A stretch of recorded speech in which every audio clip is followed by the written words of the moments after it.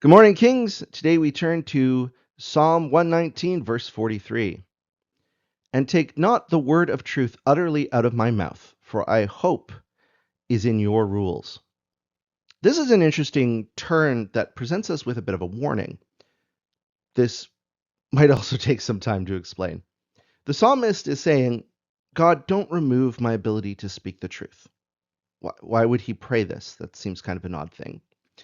But this is because Scripture consistently shows us that people who consistently reject the truth, God can and does withdraw his word.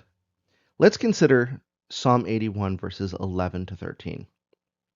But my people did not listen to my voice. Israel would not submit to me. So I gave them over to their stubborn hearts, to follow their own counsels.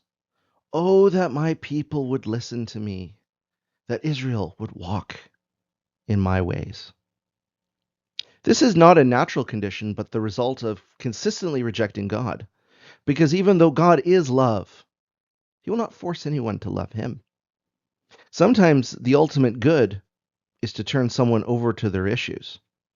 And if they still refuse, maybe even to let them go entirely. C.S. Lewis, in his book, The Great Divorce, puts it this way. There are only two kinds of people in the end.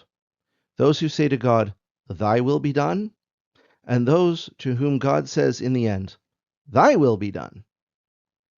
All that are in hell choose it. Without that self-choice, there could be no hell. No soul that seriously and consistently desires joy will ever miss it. Those who seek find.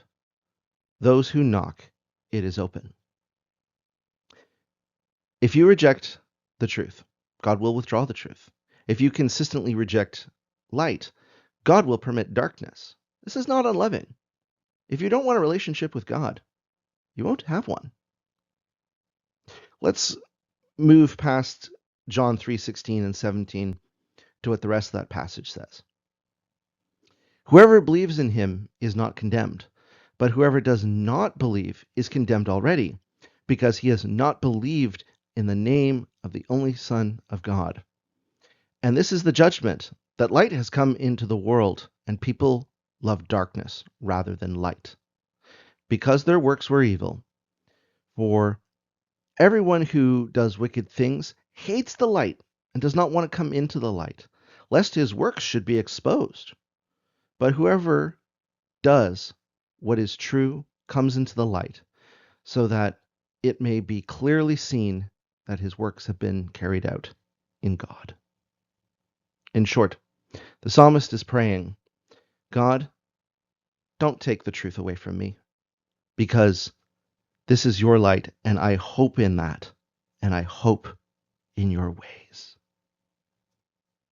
For your reflection questions for today. If I don't want the word of truth to be removed from me, how can I treasure it on a daily basis? And what does it mean for you to say, Jesus, thy will be done? Well, that's it for today. I will close in the words of John 14:6. Jesus said, I am the way, the truth, and the life. No one comes to the Father except through me. Have a great day, Kings.